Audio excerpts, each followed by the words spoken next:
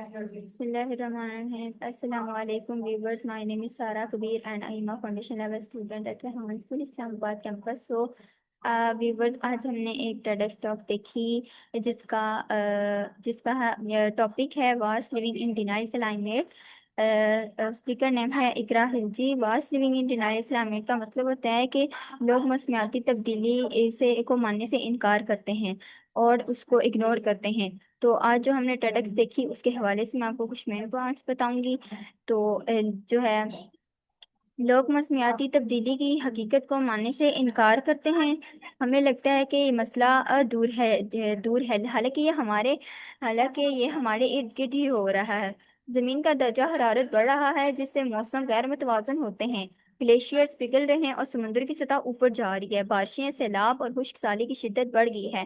انسان اپنی سہولت کے لیے ماحول کو نقصان پہنچا رہا ہے. عام لوگ سمجھتے ہیں کہ صرف سائنسدانوں یا حکومتوں کا مسئلہ ہے. اصل میں یہ ہر انسان کی ذمہ داری ہے کہ ماحول کا خیال رکھے.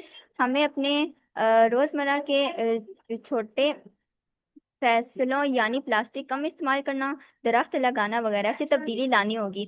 اگر ہم آج قدم نہ اٹھائیں تو آنے والی نسلیں جو ہیں اس سے بڑا نقصان اٹھا سکتی ہیں. تو سو ویور یہ تھی آج کی ہماری چھوٹی سی TEDx talk. So I hope like it. تو امید ہے کہ آپ اس پر عمل کریں گے. تو ملتے ہیں نیکسٹ ٹیڈکس ٹاک میں. تب تک کے لیے اللہ حافظ. Rehan school Islamabad campus.